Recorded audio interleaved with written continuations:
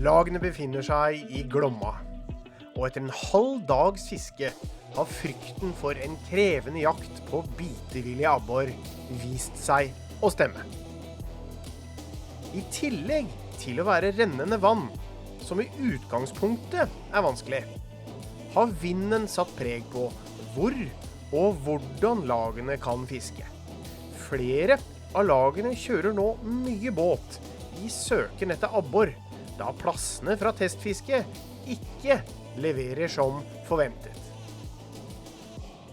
Resultatlista er åpen. 5 av lagene startet dagen med mulighet for å vinne, noe som fortsatt er fasit. Team Daiwa og 13 Fishing ligger fortsatt likt, mens Abu føler seg sikre på å ha knekt koden under innspurten til lunsjen. Westin har flere 10 år med erfaring i båten og skal heller ikke avskrives.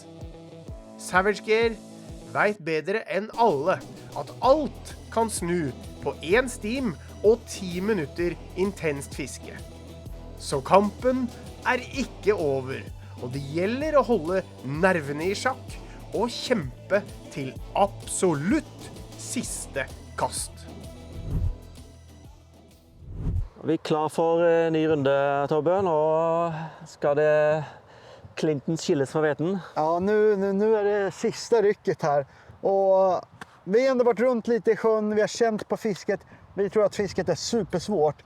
Men våran taktik har ju börjat utkristalliseras. Ja. Det är liksom det här området, det är startgrynden. Vi kanske åker ner dit där vi fick gösarna. Ja. Har vi 3 områden att satsa på sista avsnittet. Och nu bara väntar vi ut dem. Ja. En efter en ska vi lägga dem på pappret. Nu tar vi det. Vi hade ingen lunchrapport nu, så vi vet inte hur det har gått för de andra lagen. Men det är jäkligt segt tror vi. Men vi vet inte, här kommer Daiwa. De verkar flytta på sig. Vi får väl se vad som händer.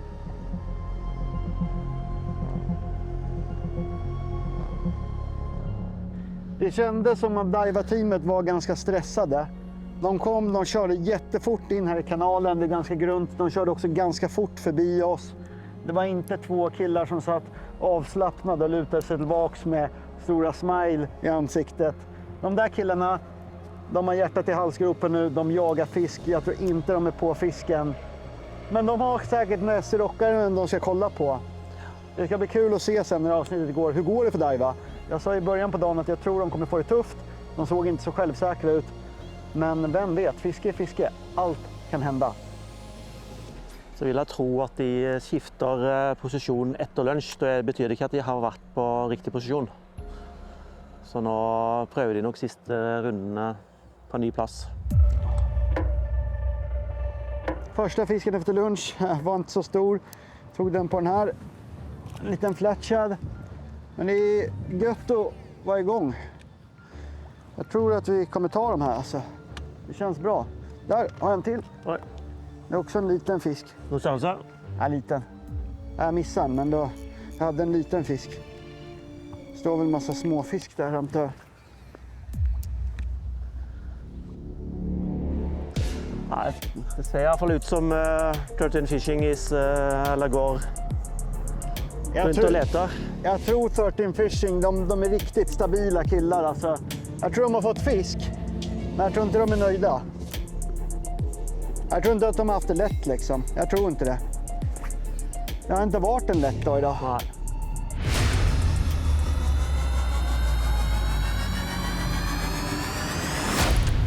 Nej. Lite bättre än de andra. Okay. Nej, det är ingen uppgradering. Jo, den är fin. Den är fin. Ta det lugnt. Ja. Yeah. Jag tror det där är en 30. Det är en 30 tror jag. Bra. Oh! Äntligen, nummer 3 hörni. Ja. Jag ska bara ner med polen. Ja, det är. Så jäkla skönt alltså. Oj. Du vet, jag har trott stenhårt på att vi ska ligga här och ta fisk efter fisk efter fisk. Och ni ser, här kommer number 3. Och jag tog den på den här. Det här är en Berkeley Flatshad. Det är en av mina stora favoriter. Hårdbetesfavoriter. Otroligt bra. Det är bara kasta, veva, dallra fram genom vattnet. Och kolla här alltså. Det här är en Det är en riktigt fin fisk. Ha, kolla, det här är viktigt. 33 centimeter. Asker. Det är nummer 3 idag. Ja, alltså det rör på sig. Det rör på sig. Och det var inte länge sedan Asker fick den andra. Vi kanske är något på spåren. Nu kör vi!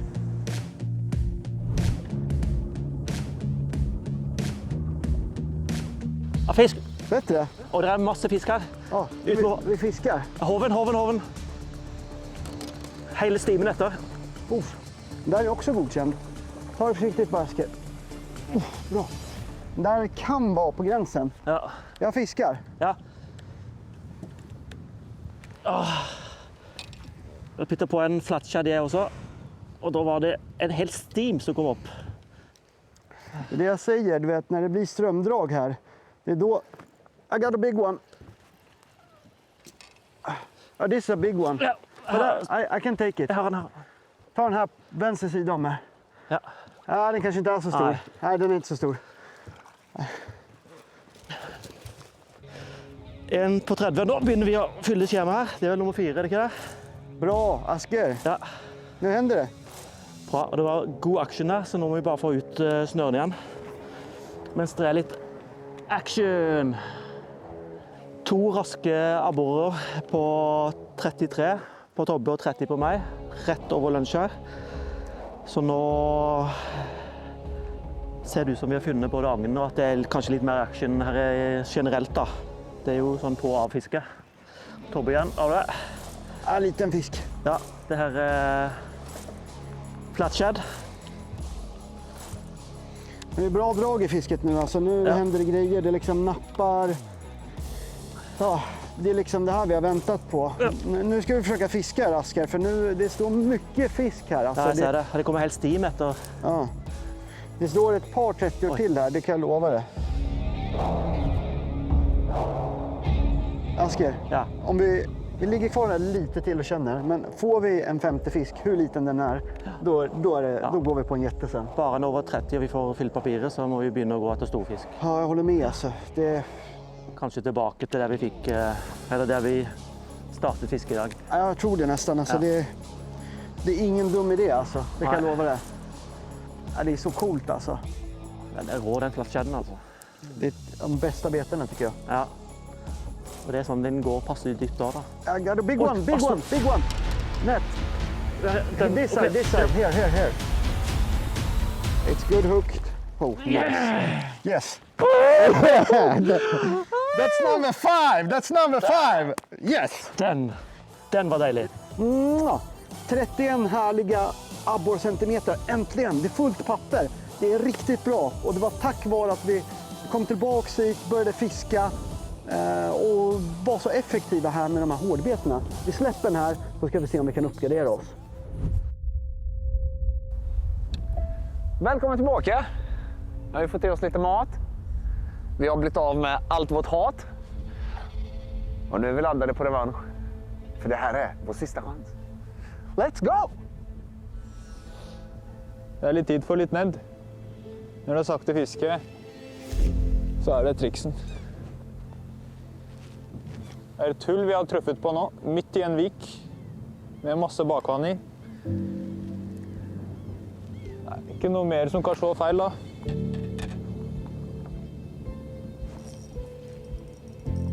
Och så börjar det. Lite. Ja, men det är en fisk. Let's go, bro. Litt Let's liten. go. Ikke godkjent i hvert fall, men litt aktivitet, endelig.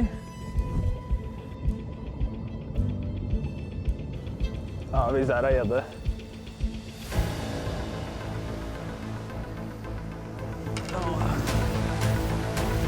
Nej, det är jättebra. Go big or go home. Go fucking big or home! Go big or fucking go home. Go big or go home. Det finns flera där, det lovar jag dig. Bryggan. Rett under bryggan. Nett salamander, altså!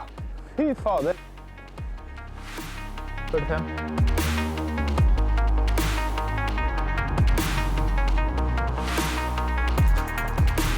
Boom, chaka, chaka. Å, det var godt, gubben. Vi behøver 4-5 til sånne nå. 4 til sånne, Anton. Japp. Jag tror att det är dumt att jag håller på med nedden också, Arne. Jag har bara tjocka spön framme och jag får ta fram ett annat. Så sköt du det så ser jag om inte jag kan locka ut dem. Mitt er den andre her er litt Tunnare? tynnere. Okej, ja men det är lugnt. Jag känner av de här så får vi se. För det kan nog vara rätt nice att testa krepsen här runt om också. Jag tror absolut inte att det är dumt. Altså, det her er Grym stelle. Her deler Glomma seg i to. Kommer øyer. Bak øyene så fortsetter strømmen, og så blir det grunnere. Steinete. Kommer mer oksygen. Blir det dypere rett under de steinene. Det er en superspennende sommersted. Husker etter abboren.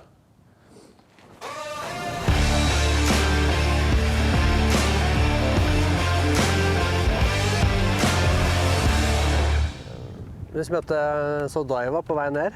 De har flyttet seg ut herfra. Abu hadde flyttet seg rett på innersida. Så... Ja, jeg vet ikke. Det betyr noe, men hva det betyr vet jeg ikke. Nei, jeg vet ikke hvor de begynte og sånn da. Nei. Men det er mange som har kommet ut av Vestvannet. Så om de har gjort det for at de har fyllt listen sine, eller for at de har sliter med å få fisk her nede, det skal jeg ikke svare på. Men nå er det i hvert fall vi her, og vi er her for å gjøre nettopp det, å fylle lista. Frustrasjonen begynner å bre seg i kroppen, for å si det mildt. Vi trenger sårt en par 30-fisker, altså. Slik at vi kan gå ut og gjøre det vi er gode på, det er å fiske stor fisk. Det er hardt for skallen å drive og pirke et så treigt og hinsides kjedelig fiske som det ofte er å fiske dropshot. Da huet går i 250 kilometer og tanka flyr om at Vestin drar megabborer og at Abu har fisk på begge wobblerkroka. Men vi har hatt noen dropshot-fiske her som gjør at jeg må liksom klemme på litt, føler jeg. Jeg har hatt noe kontakt på dropshoten etter vi kom hit. Men det er enormt mye vind og vanskelig altså, å fiske det på noen god måte. Det var meldt 5-6 meter i vind i sekundet. 12 i kasta. Og 11 i kasta på det verste. Jeg vil nesten påstå at nå er det et evig kast på 11 meter i sekundet, vil jeg nesten påstå. Det har vært reglet i år, det. Det er et langt kast. Nå skal jeg prøve en rip and wrap. Største modellen, 07, 7 cm. Tung. Så her er det om å holde båndkontakt og forsøke å aktivisere litt fisk. Jeg tror de trykker, og da kan en sånt bait som det her fiske litt fort foran de. Gjøre at de får en sånn reaksjonshugg, da, eller instinkthugg. Så vi får teste det. Jeg har hatt godt hell med det før.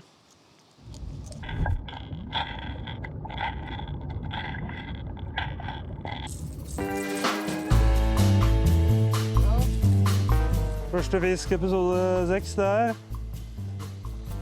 Fin liten lys fisk. Feil størrelse. Jeg er vant med nå.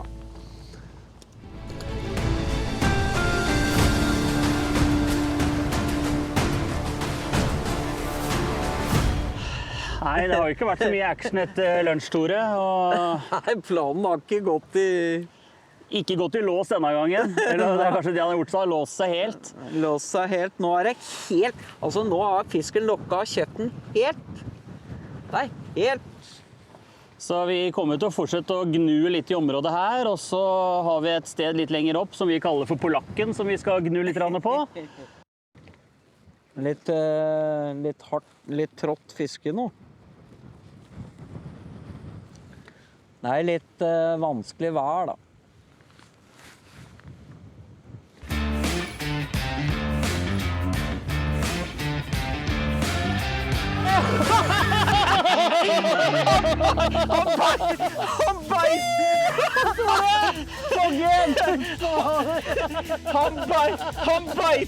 Han beit på meg 1 meter ifra båten.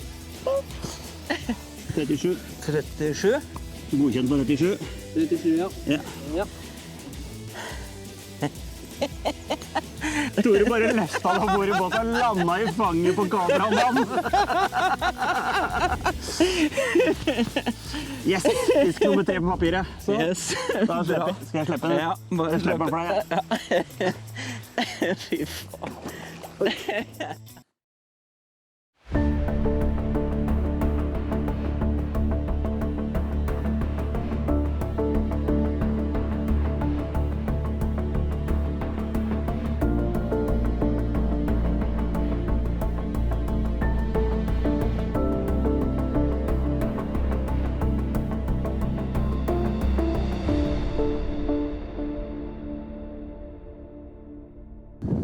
Nei, det var bare noen små.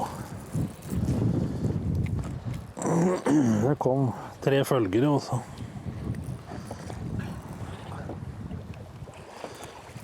Småtasser.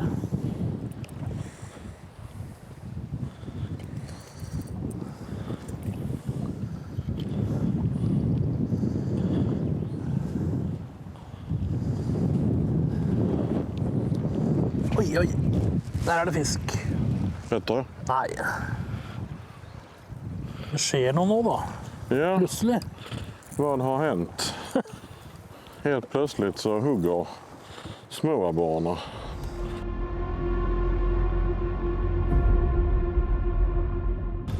Var det det? Ja. Tror jag. Jag vågar inte säga någonting. Det är väl en liten gädda förmodligen. Jag tar den abborren. Jag kan hova den själv. Ja, det er fin abborre. Kan ankra. Kan ankra. Ja, bra Jørgen. Nummer 2. Herlig. Nummer 2. I flaten. På... Chatterbait. Ja. Eller bladebite. Vilket slit för varje fisk alltså.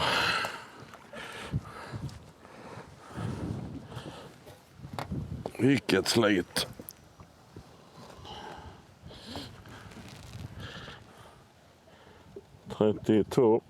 Nej, 33. Fin liten borre på bladebite igen. Samma som jag tog på innan idag. Den färgen.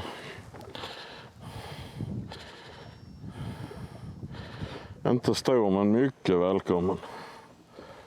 Ja, det är så frustrerande när man vet att det är fisk och man inte lyckas få dem att hugga. Och det är bara gäddor hela tiden. Jag ska ta och släppa tillbaka sen.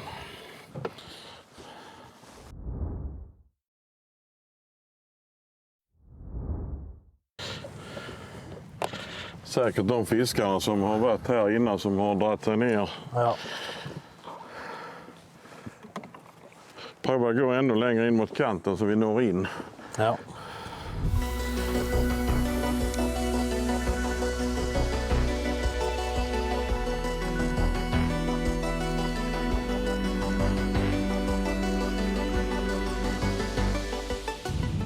De är här, det här gänget. Ja.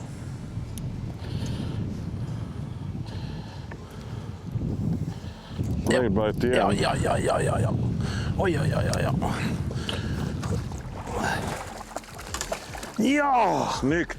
Fy pocker! Snyggt. De är här, det gänget. Däven! Bra jobbat, gamle man. Da forener vi. Til de grader. Herregud. Herregud. Kom igjen. Ser du den? Ja, den er 30,5. Ja, den her er i hvert fall godt og vel mye større. Det är dagens största. Ja, den er... Ja? Ja. 37. Ja. Två snabba. 30 och 37. Herlig. Båda på Bladebite. Herlig. Fy faen, dette Nå kommer det har vi kjempet så det her er vi fan värda. Ja, nu kör vi vidare. Nu kör vi.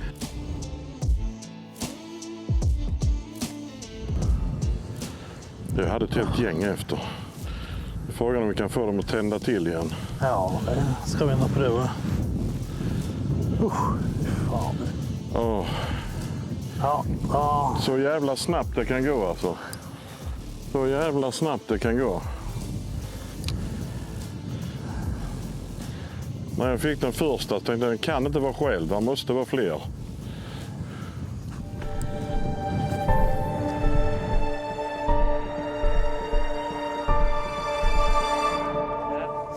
Är i närheten av våran storfiskspot. Jag tror de tänker exakt samma sak som vi. Det här om man tar de stora.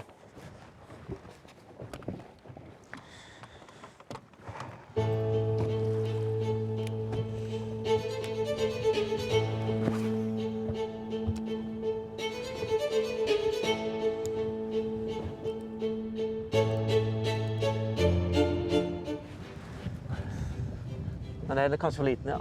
Ja, men ändå. Väldigt mye för liten. Shit. Den var liten. Men det var rätt ut bak båten. Coolt. Var det Powerlade? Nej, på den. Ja, coolt. Jag tänkte vi skulle få bonuspengar idag då. Vad kul att du fick den på crank. Ja. Alltså i mellanvattnet. Ascoolt. Du må ju ha bait of the day idag, vet du. Kanske går att ta dem på mellanvattnets fiske. Jag fiskar bara på botten, kanske helt fel.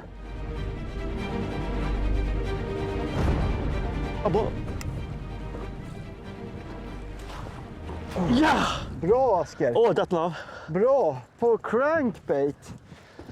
Vi kanske har fiskat alldeles för djupt på den, Asker. Ja, kanske det. Bra jobbat. Gulfarge, ja. Då var det 34. Det var en oppgradering i alla fall. Og det er jo ikke så verst på en sånn her dag å få litt større fisk. Da er det rett ut igjen, og så er det fange en ny fisk. Oi. Forhåpentligvis. Jeg satt på denne dypgående wobbleren fra Berkeley. Grunnen var at det er bait of the day. Kan vi få en stor fisk, så er det jo både det ene ekstra poenget, pluss at vi selvfølgelig trenger det i totalen. Og vi ligger også dårlig an på stor fisk over 3 dager, biggest three, så ja, det er medisinen. Den funker nå, og er det kanskje flere fisker ute. Vi går på. 4 viktiga centimeter, Asker. Det var en oppgradering i alla fall, så fy flaten. Nu är det... Det viktigaste är att vi är igång och fånga fisk. Ja. Alltså nu, det är så viktigt. Bra experimenterat måste jag säga. Riktigt coolt att du bara började köra med den där liksom. Det är så jäkla coolt alltså. Jag tänkte det var 2 fluer i en smäck så jag kallar det. Alltså både bait of the day och en stor fisk. Det hade ju varit... Men jag tror vi kan få fler uppgraderingar här. Ja. Det här är ju ett område vi tror att det går stor fisk på. Alltså. Vi vet att det går stor fisk. Vi vet att det går stor fisk.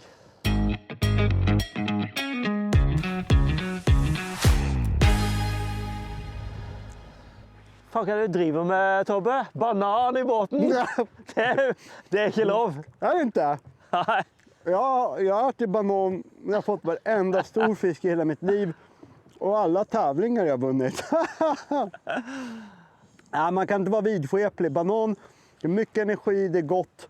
Jag tycker inte det är något farligt. Du ska se, det är den här bananen. Det kommer att vändas här i Norge. Banan kommer betyda tur efter den här dagen. Jag lovar det. Ja, och det är riktig farge. Ja. Ankrar du upp eller? Det kan jag. Ja.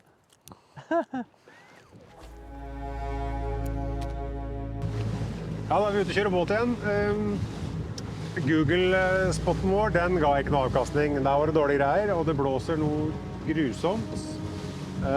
Nå er vi på en annen spot som vi har fått tips om også. Aldri vært der før, ingen av oss, og det er jo spennende. Det ser litt kjedelig ut, skal jeg være helt ærlig. Ikke finne noen struktur på bånd eller noe som tilsier at fisken skal samle seg noen plasser. Men vi kjører litt rundt og leiter, og så får vi se om det dukker opp et eller annet. Vi har fått masse små abbor, altså små, som i veldig små. Men vi får bare lete videre og se om vi klarer å finne de som er store. Når du skal ha god lokalkunnskap, skal du finne fisk som står et eller annet sted på 2 meter inni her. Altså. Ja, det blir jævlig bingo i hvert fall. Da skal du treffe stimen, vet du. Ja.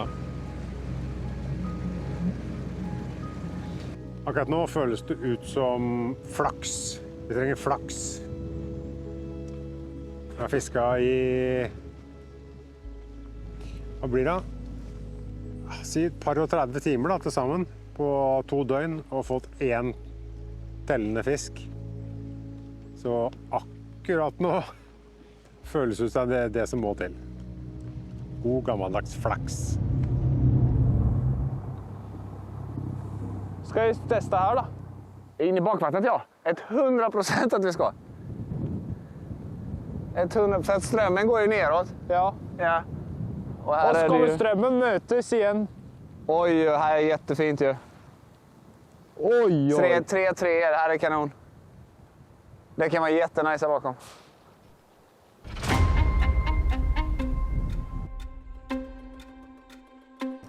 Visst, det ser väldigt gäddigt ut alltså. Men nej, det... Idag är en sån här dag då vi är förberedda på det här. Jo, det är godkänt. Ända en godkänt. Ända en godkänt, motherfucker. Ända en godkänt. Fan vad bra. Gjut! Det är gött alltså. Gött, Arni. Det är gött alltså.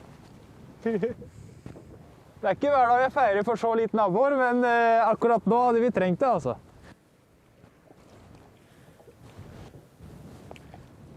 Ned salamander! Altså, du må bare nedde og nedde, altså. Det är bara att nedde.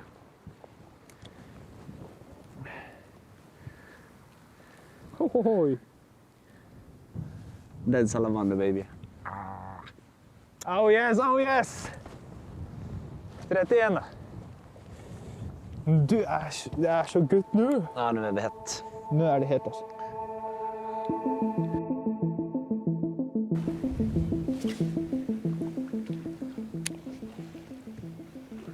Vi har akkurat parkert på siste plassen i Vestvannet, eller siste plassen. Det er sikkert mange flere plasser, men det er siste plassen vi har sett oss ut som vi skal fiske her inne. Det er en ganske lang kant. Oi, der hadde jeg fisk. En ganske lang kant som er fisk. Kanskje på en god dag. Den er 30. Det er lov å håpe. Den er 30. I dag har vi sett for lite stor fisk, Marius. Ja. Den er 28. 29 er den. Ja, 28. 28-29. 28-29. Dessverre for liten, men vi får prøve flere kast. Vi hadde ett høyre rett før også.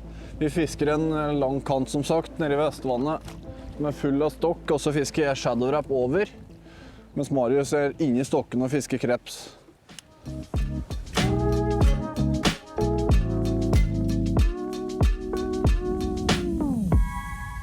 Väldigt, väldigt blåsigt. Det känns som att det är svåra förhållanden. Och när det blåser så här och det är svåra drifter. Har man inte hittat fisken nu, då tror jag att man har problem idag. För att det är så svåra förutsättningar att leta när det blåser så här mycket.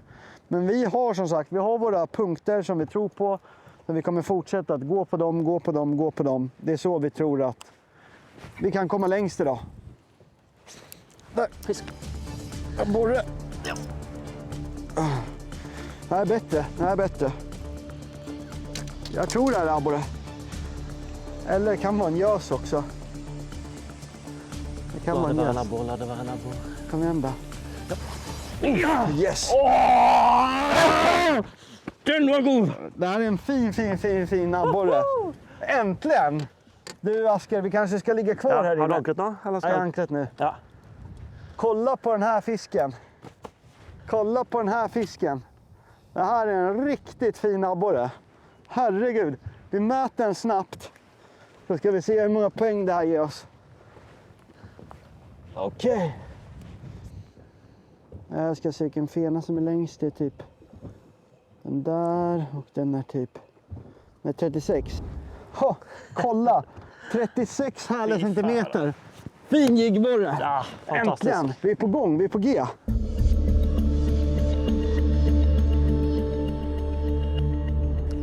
Pulsad igen. Det var den här jiggen som Asker fick fisk på förut, precis innan lunch. Den är lite grön i färgen. Det är lite färgat vatten här. Det är ganska grumligt och då är starka färger ofta väldigt bra. Och jag fiskade ner ganska djupt. Jag fick den här borren på ungefär 7 meter och där är ju inte mycket ljus som kommer ner.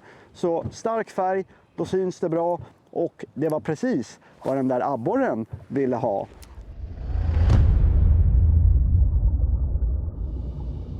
Då är det här en lunch. Det kan vara en gädda eller en gös. Är det här en abborre, då är den stor. Ja!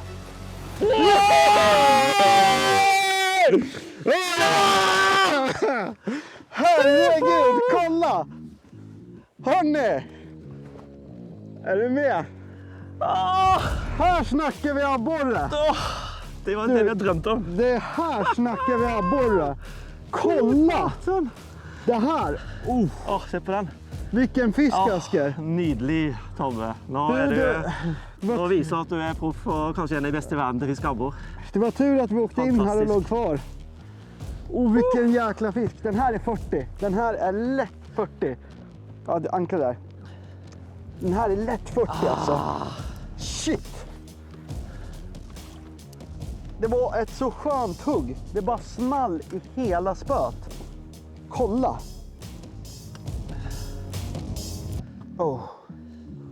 43 centimeter. 43 galet härliga abborrcentimeter. Nydelig alltså. Vilken jäkla fisk alltså. Det här är en kilosabborre. Ja. Det här är en stor fisk, Asker. Fantastiskt, det var det vi hade hoppet på. Kolla på munnen, kolla liksom. Tänk er den här när den kommer på botten. Den äter allt i sin väg. Coolt alltså. Det där var viktigt. Det där var viktigt.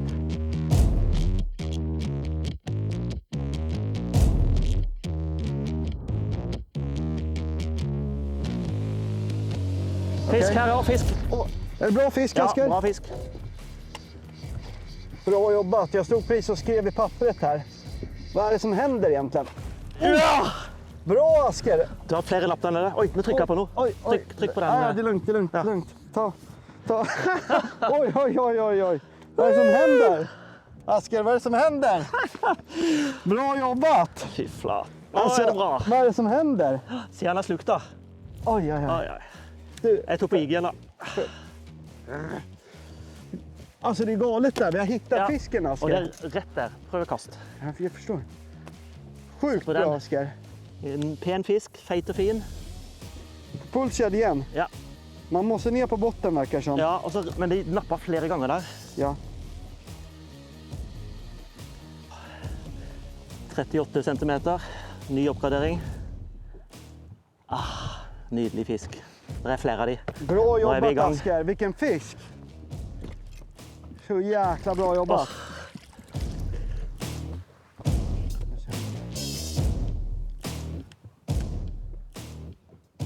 Det är coolt alltså. Ja. Snacka om upphämtning. Ja.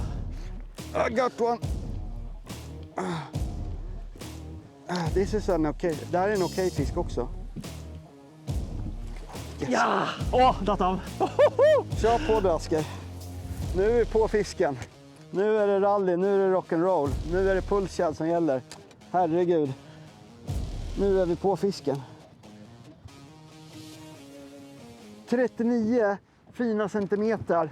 Det nappar så mycket nu. Det är sånt fiske. Vi släpper den här fina borren. Och så bara försöker vi ta ett kast till. För att nu är fisket igång. Abborren är här. Jag skriver. Just det. 39.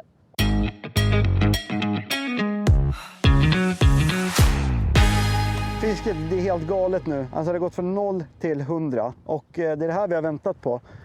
Vi har haft lite oflyt, skulle jag säga, de 2 tidigare dagarna. Att vi har inte liksom hittat den här platsen när det börjar nappa. Nu nappar det. Nu ska vi göra så fruktansvärt mycket damage här. Vi ska bara uppgradera. Vi ska dra från i tabellen. Och så ska vi ta en riktigt stor fisk på wobbler här och ge de andra en match. Men vem vet, fisket kanske har förändrats, kanske är hett för alla, men jag tyckte att det har varit en knepig sjö, jag tyckte att det har varit en knepig dag, så jag är otroligt nöjd med vår prestation så här långt. Vi skal greie 2 stykker til nå, Petter. Ja, det må vi. Vi skal ha 2 til før klokka 5. Vi skal kjempe til vi får blodsmak i kjeften. Ja, men den har vi passert. Den har vi passert allerede. Nå driver vi og ser etter noe byttefisk. Det er jo det som obboren går og spiser. Der har du en fisk på høyre siden, Petter. Ja. Men det er ikke noe betesfisk her, da. Nei. Jo, venstre side er det betesfisk. Ja, der er det. Så vi legger oss til... Da må vi opp der. Ja, da må vi opp dit, ja. Dette har vært dagens agn så langt. Et oransje hue også. Ja, har du flex da? Kjører du flexhode? Nei, jeg har ikke flex jeg nå, men jeg har jo flexhuer. Så jeg har... For det også kan være fint å bruke flex. Grei fisk. Kom igjen. Fin fisk. Du er heit, Tore. Du er heit. Du er heit. Du er heit. Se på den da. Kom her. Kom her. Kom her. Ja! Og der var løs. Fy faen, du er konge, Tore. Du er konge. Herlig, ass. Fy faen. Han er over 30 i hvert fall. Ja da. 3-34. Han var... Ja, skal vi se. 35. 35, ja. Ja. Yes! Sånn. Jeg holder den, men det er fisken til Tore. Bye bye, og Tore fisker videre. Nå er vi med igjen. Nå er det bare 1 fisk igjen. Så har vi fylt lista. Der er den. Der var den. Ordentlig fin fisk. Skikkelig fin en. Obbor. Skikkelig pen en. Rett ned her. Se. Se hva han gjorde. Da mistet jeg en. Den var liten, men det var en opp. Jeg tror ikke vi skal forlate denne plassen, Petter. Nei. Her kan det smelle når som helst. Det er bare tidsspørsmål her nå før det kommer en til. Jeg er 100% sikker. Er du, Petter? Ja, jeg er også sikker på at vi får en til. Ja. 1,5 time igjen, Anton. Ja, vi bare fortsetter med det vi gjør. Ja, det är bara ösa. Alltså, men vad kan vi mer göra? Som sagt, vi har ju sagt att vi satsar stort eller fuck it. Och det är precis vad vi har gjort. Enten leverer du eller ikke. Det är precis vad vi har gjort alla dessa här dagar. Så att... nej. Hur som helst, Arnoldius. Så jag får nog fan lov att säga att hur vi än vrider och vänder på det så har vi gjort ett jävligt bra jobb. Vi har gjort så gott vi kan. Och det är min själ inte mycket mer med det. Åh fy fan. Okej.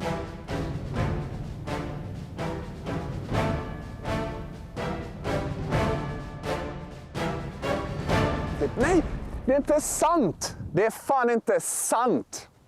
Det är fan inte sant. Den släpper här framför. Blät.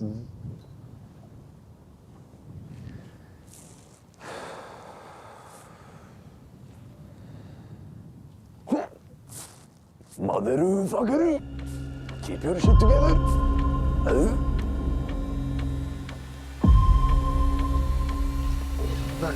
Nei! Den var litt ordentlig. Helt akkurat ved deg, Seb.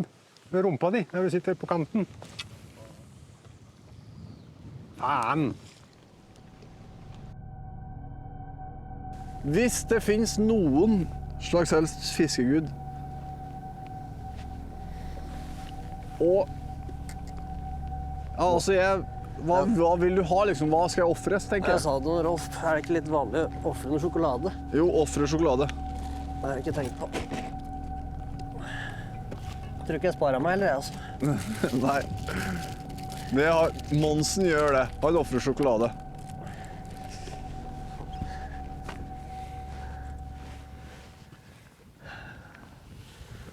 En, 2, 3.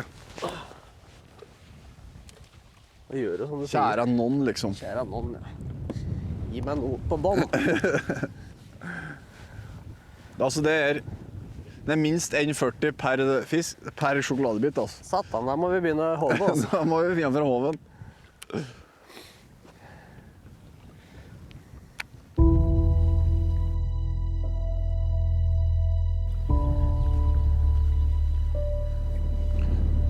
Det er lett å si at dette her er bare for moro, og i dag gikk det ikke i veien og alle de fine tingene, men det er ikke helt sant. Sånn er det faktisk ikke. I dag presterte vi for dårlig, vi gjorde feil vurderinger, og vi blir regelrett pissa på. Det er fakta. Det er sånn jeg tenker om dagen i dag.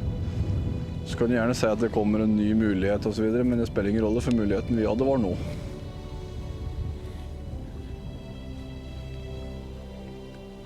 Vi skal ikke ha noe sympati, det er ikke det jeg er ute etter. Jeg er bare ute etter at du skal skjønne hva vi legger i det.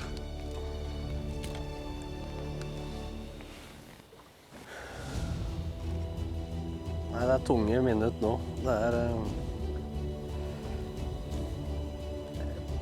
Det er så mange timers fiske, det er så utrolig mange kast. Så mange kast du føler du har fortjent en fisk på. Fiska på områder som i utgangspunktet ser bra ut. Vi har alle agna vi trenger for å få fisken, og så klarer vi liksom ikke å få de fiskene til å ta. Noen fisker har vi jo sett i dag. Ergerlig at vi bommer de fiskene vi bommer, og i hvert fall den følgefisken, at vi ikke får den. Men sånn kan det vel være for alle. Ja, absolutt.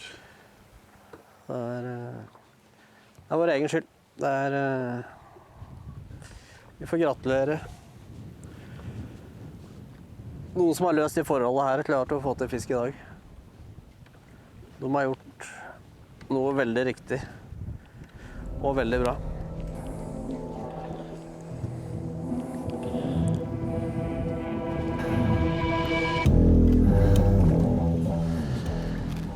Ja! Kanske. Checka den. Ankra också, så gör vi några kast till. Jag tog den på den där stickelbacken. Vad säger du om att? Prick 30, va? Prick 30. Herregud.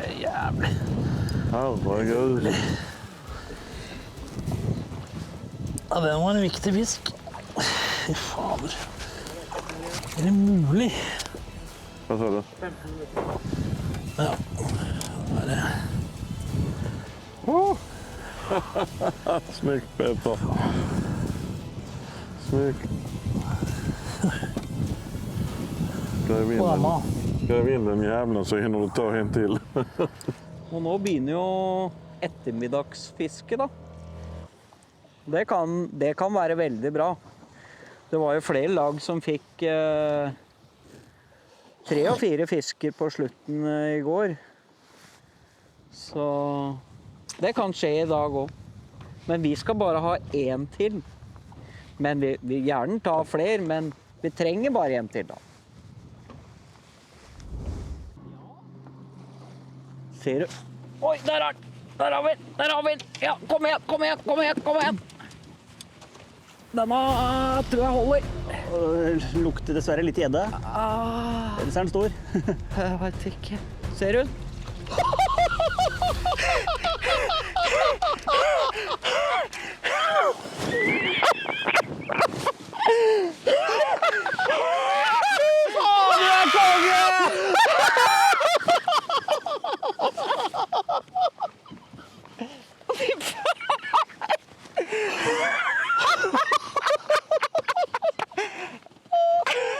2 par og før.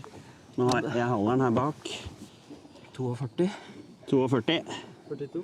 Ja, der kom siste obboren, Petter. Nå har vi fullt papir. Nå har vi fylt papiret, og dette er en 42 centimeter. Den tok på en metal vibe. Fy faen, du er rå altså, Tore. I dag er du heit. Se her hva som skjedde nå. Nå bytta jeg over til en metal vibe. Et vibrasjonsbete. Og det tok vel ikke mer enn ett kast, så satt den 42 centimeteren. Ett kast med den, og det smalt på. Det var deilig. Nå er papiret fylt, og nå skal vi ha oppgraderinger. Vi har jo bait of the day, og fisken står helt på bunnen på 7-8 meter, så jeg jukser litt med lov. Det er lov å jukse litt. Jeg var på et dropshot-lodd på liden her. Det er ikke det beste løsningen, men det er sånn nødløsning som går veldig fort for å få wobbler ned på bunnen. Så ligger den bak og wobbler. Og så, ja, en nabo tok den nå. Nå er det jo å håpe de herre oppe i 40 cm kan ta den. Da ligger vi godt an. Men å lodde ned en wobbler sånn for å få den dreid på riktig dyp kan være en god metode. Da bruker man gjerne en flytende wobbler. Askers rigg, det kanske inte är den snyggaste världen har sett, men den fungerar. Och det har verkligen varit viktigt för oss idag att vara lite kreativa. Även när vi var där borta under bron, fick de där 30 cm abborrarna. Vi har inte kvar dem i protokollet, men det gav oss verkligen självförtroende att ge oss ut här på djupet och jaga de riktigt stora. Fisk, fisk, fisk. Der gjør du beit til du er. Bra, Asker. Det är helt sjukt alltså. Kom igen, var en solborre nu då. Asker har hängt bly under sin wobbler och kastar det här med. Det är så stort, va? Ja, man vet aldrig. Det är en uppgradering. Yes. Bra, Asker. Det här var viktigt. Bra! Nydelig. Bra, gubben. Nydelig, nydelig, nydelig. Det är helt sjukt alltså. Vi ligger liksom helt rätt. Vi ligger liksom helt på fisken. Ja. 36. Ja. Det var en 36 oppgradering og bait of the day. Forhåpentligvis kan det være i hvert fall med en av de største på wobbler i dag, men det vet jo ikke.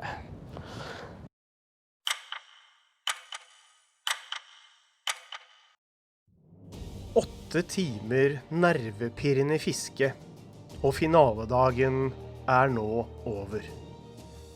Og etter kåringen av vinneren får du full oversikt over dagens resultatlister og lagenes avsluttende ord.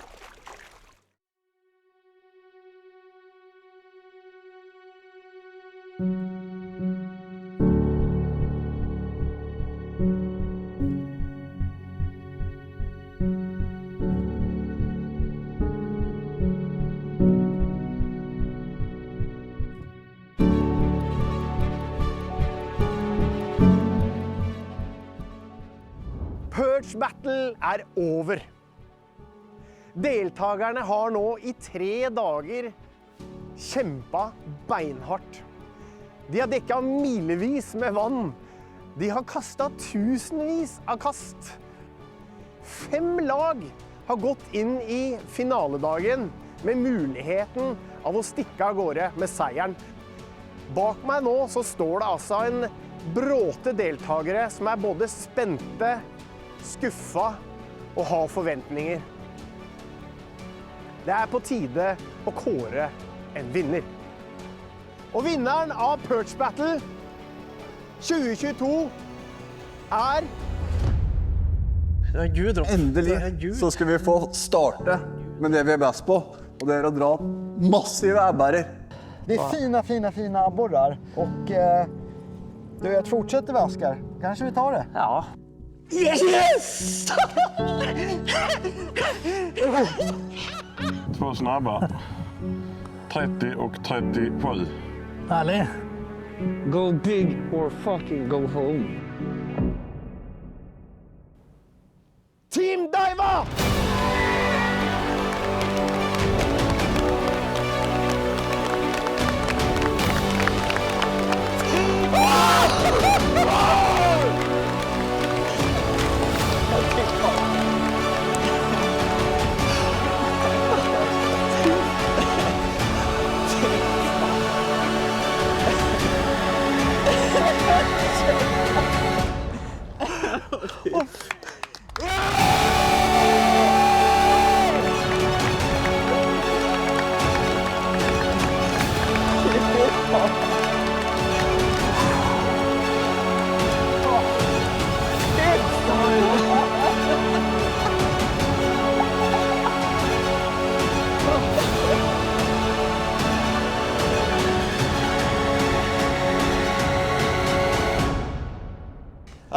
Jeg helt tom for ord nå. Jeg kan bare si at dette, ja, Helt det spillrett, jeg har ikke ord. Samlet så mange bra abborfiskere på et sted, og så klarer vi å ta det.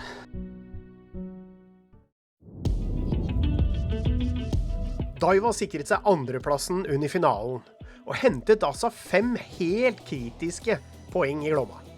Men dagens vinnere, det var Team Abu, som opplevde et race av flotte abborer. De viste kreative fisketeknikker, og sikret seg med det også Bait of the Day-poenget. Full pott altså, til Team Abu. Favorittene 13 Fishing slet etter en superstart, og klarte ikke helt å finne en god plan B når vinden satte en stopper for flere av fiskeplassene deres. Selv om Bjørn i skittfiske nå får ny tatovering merket 13, så er det ikke langt unna at gutta i 13 selv tatoverer revansj. Westin sikret seg en god tredjeplass, og var det tredje laget som klarte å fylle under særdeles krevende forhold. Savage Gear fant ikke store nok fisk denne gangen, og endte med 2 poeng. Gamblinga til skitt fiske ga ingen uttelling her i Glomma. Det sto ikke på innsatsen deres, ei heller noen andre lag. Så, hvis vi ser på Big 3, så sikrer 13 Fishing seg førsteplassen og 6 poeng. Tett fulgt av Savage Gear, som hadde vunnet Big 3 med en fisk på 38 cm. Det er altså så små marginer også her. Daiwa sikret seg 4 poeng, tett fulgt av Westin og Abu Garcia. Så totalen for Perch Battle, sesong 1, ser slik ut. Daiwa vinner med 19 poeng. 13 Fishing lander på en respektabel andreplass, og Team Abu klatret videre oppover og sikret seg bronse og tredjeplass, rett foran Savage Gear, da de har 1 Bait of the Day-poeng mer. Westin snuser hakk i hæl med 14 poeng, og det skiller kun 5 poeng fra Westin til Daiwa. Helt enestående bra fisket, gutset og levert ifra alle lag. Vi gratulerer! Vi vil gjerne takke alle leverandører som har blitt med på denne første sesongen av Perch Battle. Og ikke minst dere tittere der hjemme som har fulgt oss nå i 6 uker. Det dere har sett er starten på flere spennende battle-prosjekter i tiden fremover. Så hvis du likte Perch Battle, gi oss gjerne en like. Og husk å abonnere på kanalen. Da blir du varslet neste gang vi legger ut flere battles eller noe annet gøy. Har du noe på hjertet, vil vi gjerne høre fra deg i kommentarfeltet. Og ikke glem, alt av utstyr i serien, det finner du i Norges største fiskebutikk, skittfiske.no.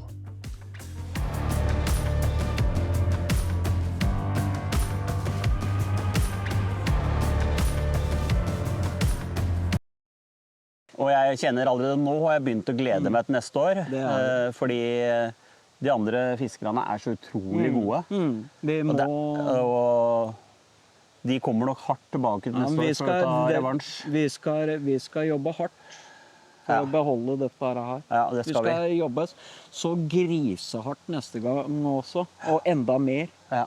Och en helt absurt häftig omgivning och jävligt coola vatten med riktigt schysst fisk. Ja. Som sagt, tekniskt sett så gjorde vi vad vi ville idag, men inte tillräckligt bra. Vi fick i alla fall en 45. Du fick trösta oss med det då? Ja. Vi jagade ju stor fisk och det sa vi från början. Antingen alla stora eller fuck it. Fuck it. Eller så. Det har varit kult. Kul resa. Jag hoppas att... Skitkul resa. Frågan är om vi kanske nästa gång ska börja med att fylla papper istället för att bara gå stenhårt på stort. Ja. För det visade sig vara en effektiv metod för Daiwa igår exempelvis. Ja. I någon man så är det mer effektivt det alltså. Ja, kan nog mycket väl vara så. Det kan nog mycket väl vara så. Men vi är Savage Gear. Vi är beten för grisar. Eller? Ger vi inte big baits för big fishes, eller? Ja. Klart vi gör. Det har vært kul reise. Det har Og det. tusen takk alle sammen som har sett på. Sjukt uppskattat. Simma lugnt och ja, gillar ni det ni såg så finns det på www.savagegear.com. Och glöm inte att kolla Arnie Nordic, My Mama Says I'm Savage och @SavageGear Sverige på Instagram. Simma lugnt, ha det bäst. Och vi ses så kanske nästa år om jag får vara med efter det här. Anton? Så vi har noe å revansjere neste år, det er helt sikkert. Så da må vi bare komme sterkere tilbake, gjøre kanskje litt bedre forberedelser. Og rett og slett bare komme sterkere tilbake. Ja, det her skal jo absolutt ikke ende vår fiskekonkurransekarriere. Nei, det kan ikke gi oss med det her. Det går ikke an å gi seg nå, for å si det sånn. Man gir seg ikke på bånd, man gir seg på topp. Ja. Så jobber vi fram mot det, vel? Ja.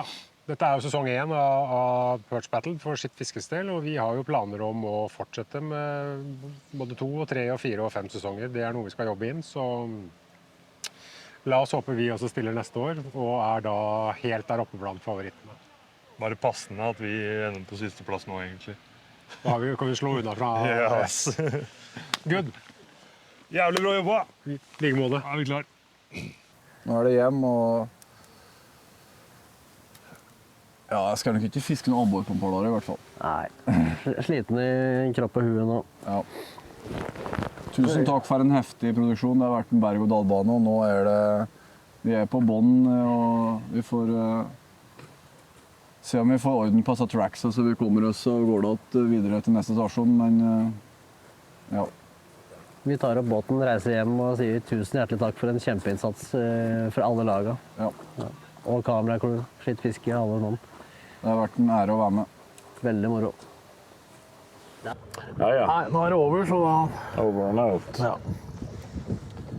Tack för de här dagarna, Peter. Det har varit trevligt. Ja, Trots det har varit tufft. Ja. Hardt kjempa. Vi är vana att kämpa för det mesta. Väldigt bra. Det är sällan lätt. Ja, det är inte det. Spelar ingen roll om man jagar abborre eller stora gäddor. Det är sällan lätt. Det är mycket slit för varje stor fisk. Så är det. Ja. Tack så mycket allihopa. Hoppas ni får en rolig och trevlig serie att titta på. Team Westin loggar ut. Det där var tufft, Aska. Det var bra jobbat, Team Daiwa.